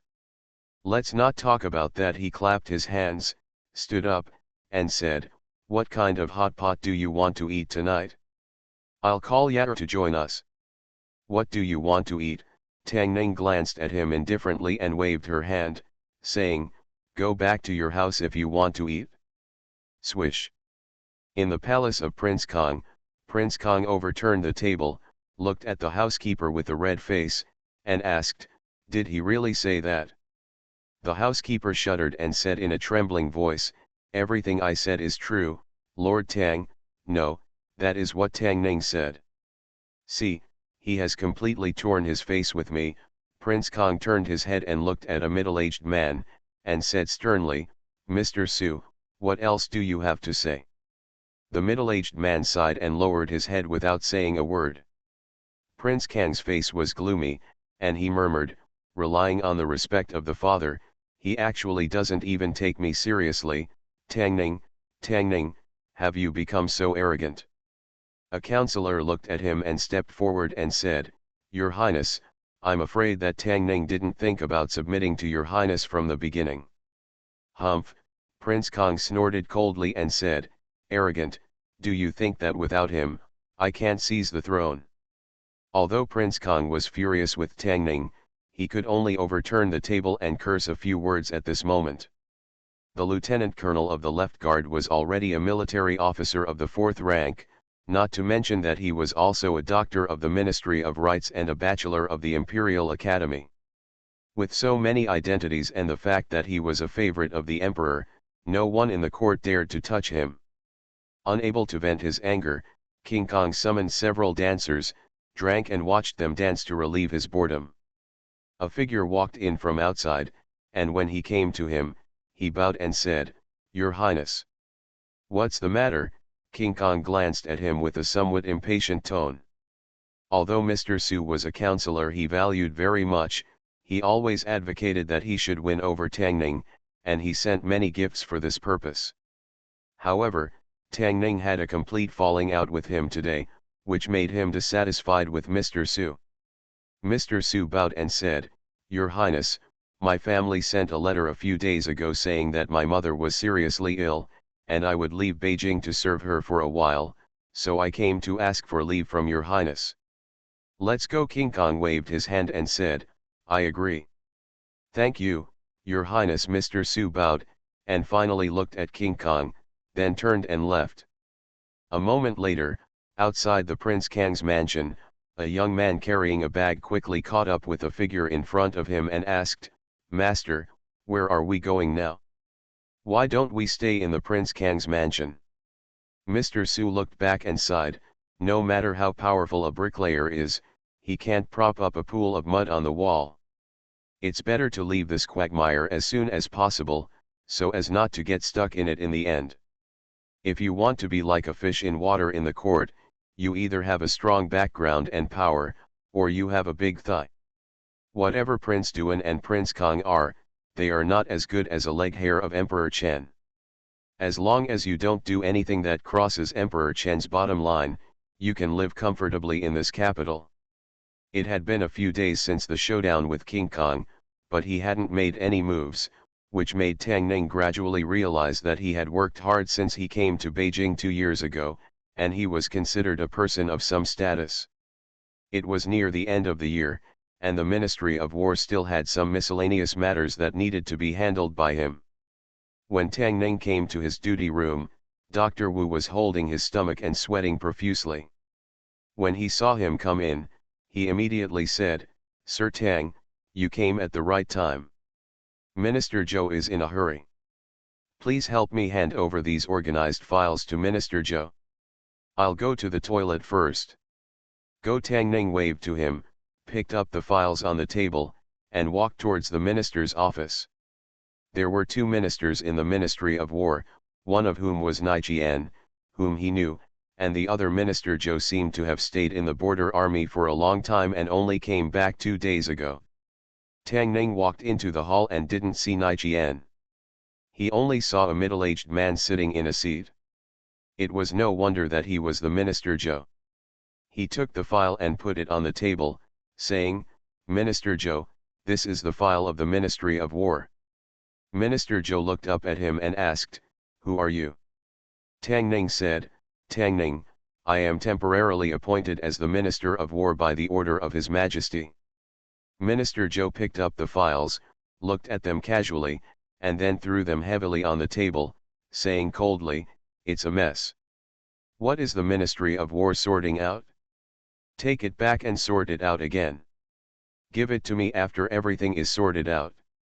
Tang Ning was slightly stunned. He didn't know why Minister Zhou was so angry. Could it be that there was something wrong with the file sorted out by Dr. Wu? He picked it up again and prepared to take it back to let Dr. Wu take a look at it again, and convey the meaning of Minister Zhou by the way. Minister Zhou watched Tang Ning walk out, then slowly stood up. The new Dr. Tang was neither humble nor arrogant when he spoke to him, and seemed a little arrogant. Such subordinates need to be well trained before they can be used. He paced out of the government office and heard 2 clerks talking in the corridor. Really? Lord Tang admitted in front of His Majesty that he wanted to take revenge on Minister Liu, but His Majesty didn't punish him. Not only did he not punish him, he was also rewarded heavily. Minister Liu is unlucky. Originally, the position of Right Minister of the Ministry of Personnel should have been his, but now he has nothing. This is nothing. Minister Han of the Ministry of Revenue is miserable. He offended Lord Tang and now he has no life. And the Minister of the Ministry of Justice, I heard that he has been exiled. I wonder if this is also the revenge of Lord Tang. And the few people in the Ministry of Rights, who competed with Lord Tang to send the marriage envoy, ended up with one being hit by a car when he went out, one fell into a well while walking, and one had diarrhea for a month. It's so miserable. Lord Tang is really the most petty, meanest, and most calculating person I have ever seen. SHH, keep your voice down, we will be miserable if he hears us. Listening to the discussion of the 2 clerks, Minister Zhou stood in front of the yamen, his face pale, wiping the cold sweat from his forehead again and again. You are listening to Novels at Bless Up channel. Wish you happiness and luck. Please subscribe to receive new novels. How do you feel about this novel? Please like and leave a comment. Fortunate Young Gentleman. Author, Rong Xiao Rong. Chapter 480. Tang Ning walked into the check-in room and placed the stack of files on Wu Langshong's table. Hey, what a bad luck. I don't know what happened yesterday. I had a bad stomach. Wu Langzhong covered his stomach and moved in step by step from the outside. When he moved to the table, he saw the files on the table and said in surprise, "Mr. Tang, this." Tang Ning said, "I showed it to Mr. Zhou just now." Mr. Zhou said that these files were a mess. He asked me to take them back and sort them out again. Once they are sorted out, they will be handed over to him. It's a mess. Wu Langzhong was startled and said, "I obviously sorted it out very seriously." Tang Ning shook her head and said, "Then I don't know, but Mr. Zhou looks very angry." "Mr. Wu, you should be more careful." "Ah," Wu Langzhong said with a bitter look on his face, "Shilang Nai can be more talkative. Shilang Zhou has always had a bad temper, but now it's over." He sat back in defeat, suddenly looked at Tang Ning, and asked tentatively, "Master Tang, can you seriously say in front of His Majesty that you are seeking revenge on the Minister of Rights Lu Shilang?" Tang Ning nodded and said, "As the saying goes, the more you think about it, the angrier it becomes. The more you think about it, the more you take a step back. Master Lu makes things difficult for me for no reason, so naturally he must reciprocate." Before he could finish his words, he saw Minister Zhou walking in quickly, striding to the table, picking up the file, looking at Tang Ning, and said with a smile on his face, "This file is well organized. I just mentioned it, I saw it wrong, I saw it wrong." Before Tang Ning could say anything, Minister Zhou added, "It turns out that this is the new Mr. Tang. He is truly a talented person and one of the best among men. I just woke up and was a little confused. I said some things that I shouldn't have said. Don't be offended, Mr. Tang." "You are so polite, Minister Zhou." Tang Ning shook her head and said, "Servant Zhou is also dedicated to serving the public good. How can I be offended?" He couldn't help but take another look at Minister Zhou. Wu Langzhong said that he had a bad temper, but he didn't look like it. How could such a polite person have a bad temper? Zhou Shilang looked at him with a smile on his face and asked, "Did I speak too loudly to Mr. Tang just now?" "Mr. Tang, please don't take it to heart." No, Zhou Shilang was too polite. Tang Ning was a little surprised and said, "Zhou Shilang's voice just now was average, not very loud. It's not very big, but it's still a bit big." Zhou Shilang swallowed his saliva and said, "I will pay attention next time. If I do something wrong in the future, Master Tang, feel free to speak out and don't write it down." "In my heart." Zhou Shilang said something nervously, and then he turned around and exited. Zhou Shilang was too polite, even a little groveling. For just a moment, Tang Ning almost thought that he was not the doctor of the Ministry of War, but the Minister of the Ministry of War. Tang Ning looked at Wu Langzhong, unsure of the passage. "Does Minister Zhou have a bad temper? I can't tell at all." Wu Langzhong swallowed his saliva. He had never seen Minister Zhou like this before, and murmured, "Master Zhou has changed a lot since he came back this time." When Tang Ning saw Minister Zhou going out, she turned around and bowed to him. China has been a country of etiquette since ancient times, and all ministers are ministers. If Lu Feng, the Minister of Rights, can be as polite as Minister Zhou, why should he waste that time? Ink and paper money. Ministry of Rights. Lu Jin, the doctor of the ancestral temple, was sitting in his duty room, drinking tea and humming a tune, feeling very leisurely. Ever since that petty broomstick left, the lives of everyone in the Ministry of Rights have become much better. They won't suffer inexplicable disasters, and they don't have to worry. During the break of drinking tea, he still has time to beg for the blessings of the gods and Buddhas in the sky, so that the broomstick will never come back again. Don't come back either. The Ministry of Etiquette has been in a state of unrest recently. The affair of Minister Lu has spread a lot. The most reliable minister of the Ministry of Personnel has been disturbed. Lord Shangshu is very angry, and Minister Lu is not in a high mood. None of these things escaped Lu Jin's eyes. Even before that, he knew that Lu Shilang would definitely be eliminated this time. According to his observation, many people who did not offend the broom star suffered, and no one he had caused trouble could escape his revenge, and according to common sense, Lu Shilang would not be spared either. As for whether this revenge was the beginning or the end, he didn't know. He took a sip of tea. The chef from the dining department came in from outside, looked at him, and asked, "Shilang Liu's mother has her 60th birthday tomorrow. Does Mr. Lu want to celebrate her birthday?" "Of course I want to go." Lu Jin stood up and said, "60th birthday is a big event. If we subordinates don't go, what will Sir Lu think?" "Then let's go together tomorrow night." The doctor of the dining department nodded, then sighed, and said, "If Mr. Lu can take the position of right minister of the staff department this time, it will be a double happiness. The old lady will also celebrate her 60th birthday. It will add a lot of color, but it's a pity that Tang Ning disturbed her."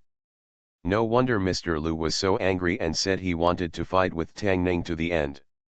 Fight to the end? Lu Jin was stunned and asked, "How to fight to the end?" The chef of the dining department smiled and said, "The minister can't do anything to Tang Ning, but that doesn't mean he can't do anything to others. Isn't Tang Ning's father-in-law the magistrate of Ping'an County? The number of talents who can take the examination in Ping'an County this year is 20% less than in previous years. It is the fault of the Ping'an County magistrate. If this number decreases again next year, he will be transferred to another state. The imperial court has always valued education. After all, most officials in the imperial court now rely on the imperial examination. Those who are promoted through the imperial examination will become the mainstay of the court in the future.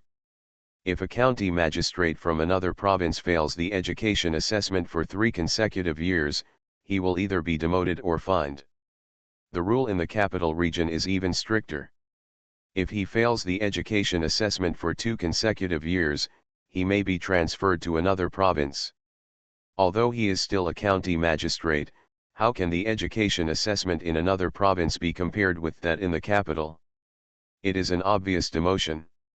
The education assessment of officials is not under the jurisdiction of the Ministry of Personnel, but the Ministry of Rights. The number of scholars participating in the imperial examination is one of the assessment criteria. However, it is normal for this number to fluctuate every year. Unless it decreases year after year, the Ministry of Rights will not deliberately make things difficult for him. However, if the Minister of Rights wants to use this to deliberately make things difficult for him, it is also in accordance with the law. After Lu Jin came back to his senses, he pursed his lips, looked at the doctor of the Ministry of Food and asked, "Are you saying that Minister Lu is going to attack Tang Ning's father-in-law Zhong Mingli?" The doctor of the Ministry of Food nodded and said, "Lord Lu should be taking revenge for the last time." Lu Jin sighed deeply and said, "Alas, when will the revenge end? We have no control over these things." The doctor of the Ministry of Food waved his hand and said, "I will find you before the hour of you tomorrow, and we will go to Minister Liu's house to celebrate his birthday together." Lu Jin held his forehead and said, "Tomorrow, I'm afraid I can't go tomorrow." Just now he had agreed, but now he suddenly regretted it. The doctor of the Ministry of Food looked at him and said in surprise, "Ah, why? Tomorrow, tomorrow." Lu Jin thought for a while, looked at him, and said, "I may be sick tomorrow, and you can help me apologize to Minister Lu then."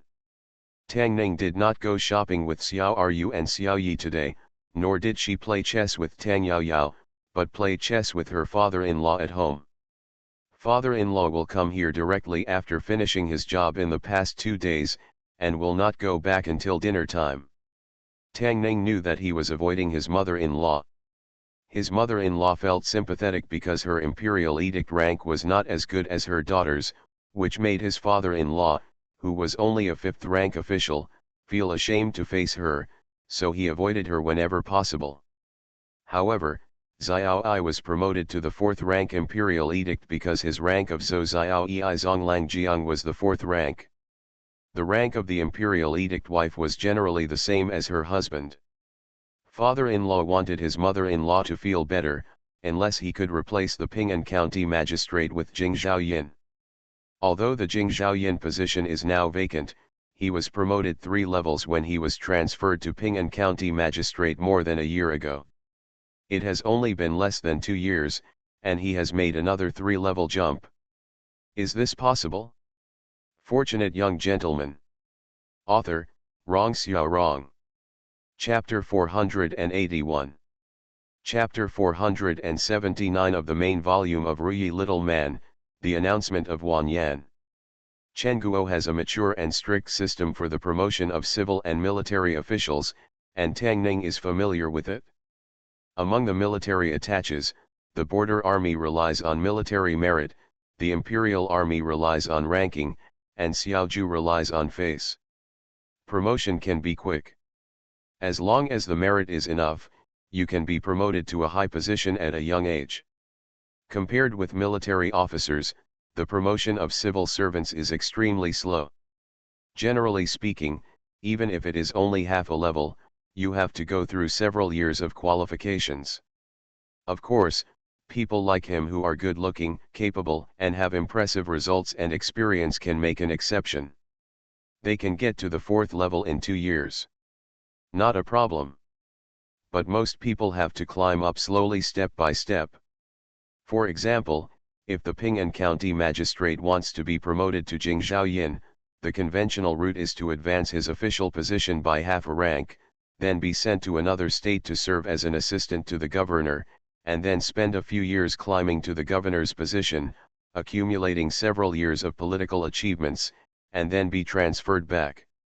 However, he cannot directly serve as Jing Zhaoyin. He must first be appointed as an assistant officer in Jingzhou Mansion. After several years, after Jing Zhaoyin is transferred out, he will have the opportunity to take over. His father-in-law had already experienced a triple jump, and it was unlikely that he would do it a second time. In order to take care of his mood, Tang Ning let him play chess. Before the game of chess was played, someone in the palace sent a message and His Majesty called for it. Tang Ning watched rich man Tang walk in, stood up and said, "Father-in-law, I'm going to the palace first. Let Uncle Tang play this game of chess with you." Not knowing what Emperor Chen wanted to do with him again, Tang Ning changed into her official uniform and the eunuch walked out. Rich man Tang sat down at Tang Ning's original seat, looked up at Zhou Mingli, and asked, "I see the emperor every day.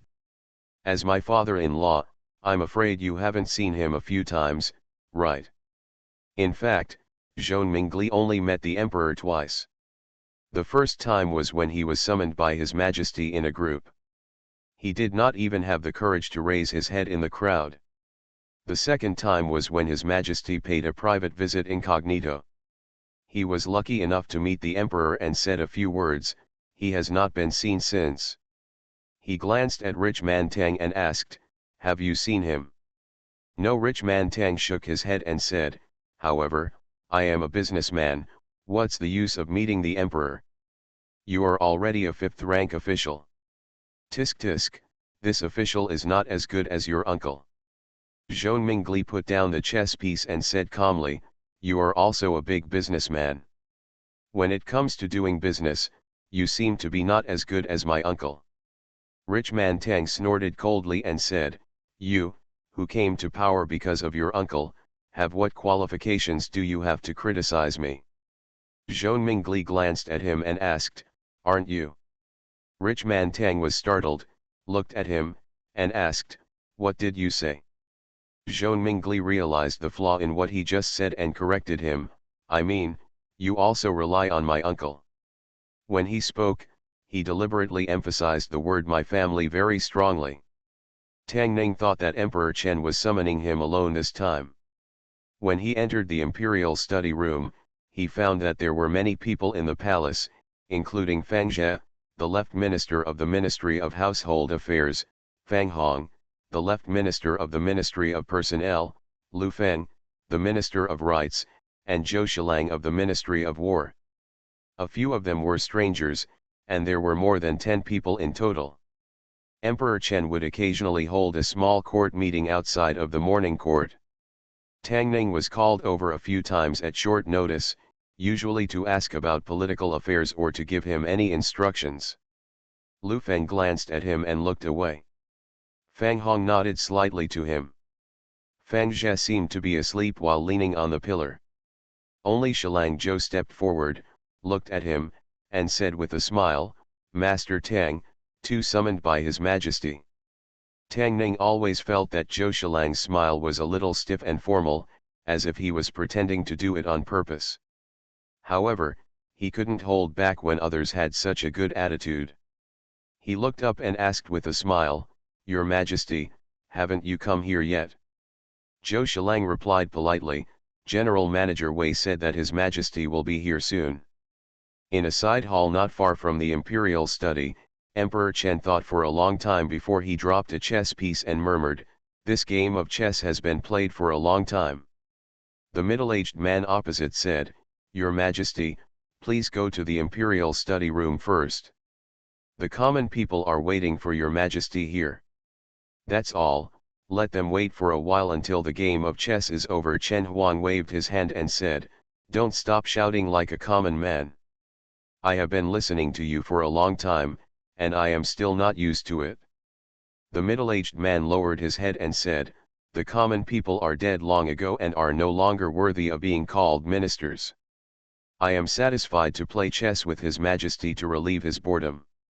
I didn't leave you alive just to let you play chess with me." Emperor Chen made another move, handed him a memorial, and said, "Tune Jing Zheyin to the Ministry of Personnel.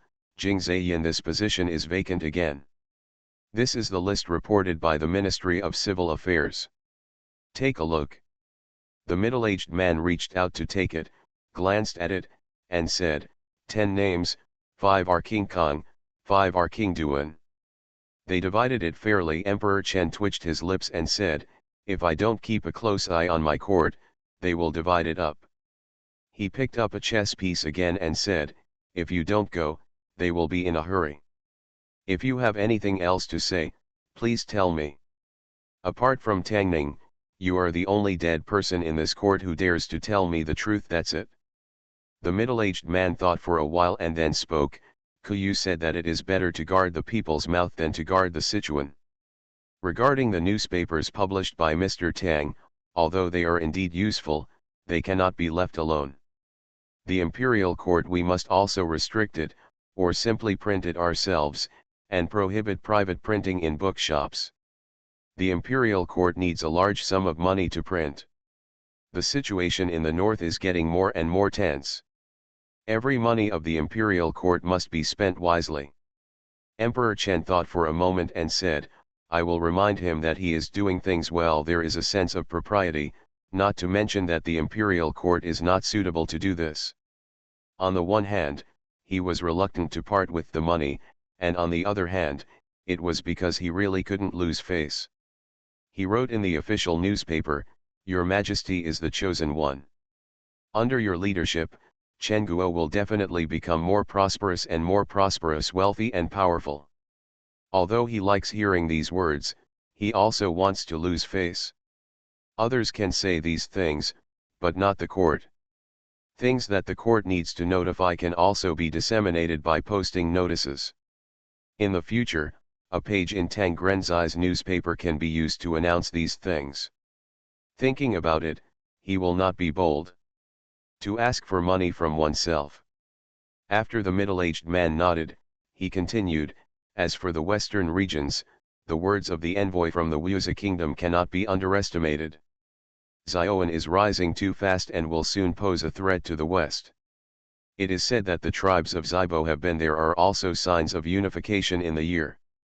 In addition, the Wanyan tribe on the grassland seems to have become impatient and is quickly annexing the surrounding small tribes. If Jiagu and Chuhu cannot suppress them, the balance on the grassland will be broken. Chen Chu, and there will definitely be a battle on the grassland." Chen Huang tapped the chessboard with his index finger and murmured, "My son, the situation outside is already like this, and they are still fighting in the nest." Emperor Chen was really not a punctual emperor. Tang Ning had been chatting with Zhou Shilang in the palace for a quarter of an hour, but he still hadn't come over. However, in this quarter of an hour, through chatting with Zhou Shilang, he also learned some unknown news. Zhou Shilang has been in the north for nearly a year. He is responsible for the grassland situation and has a good understanding of things on the grassland. Ever since Chen Chu joined forces and secretly funded the Jiagu and Chuhu tribes, the Wanyan tribes' unification has been curbed, but their strength is not gradually weakening. Under the suppression of the two major departments, the Wanyan department is still encroaching and expanding bit by bit, and now, there are signs that it cannot be contained. Of course, this is just a sign. With Chen Chu behind his back, Wanyan department will not be able to stand up for at least 10 years. But if they are allowed to continue like this, no one will be able to suppress them in 10 years. Zhou Shilang came back this time specifically to report this matter and discuss countermeasures. Tang Ning looked at him and said, "You just said that the Wanyan department has undergone some changes recently. What changes?" Zhou Shilang said, "The Wanyan tribe originally had 3 princes, and these 3 princes controlled several tribes. The second prince died in Chu state. His power should have been redistributed, but the fact is that the power of the second prince was not the same. It was not divided between the eldest prince and the third prince, but was given to a princess." "Princess?" Tang Ning raised her eyebrows and asked, "Which princess? What's your name?" Zhou Shilang thought for a while and said, "The great Khan of the Wanyan tribe had 4 princesses. The second princess died young. The eldest princess and the third princess were both married to leaders of other tribes. The one who took over the power of the second prince was the 4th princess. Her name is Han. It should be Wanyan Yan.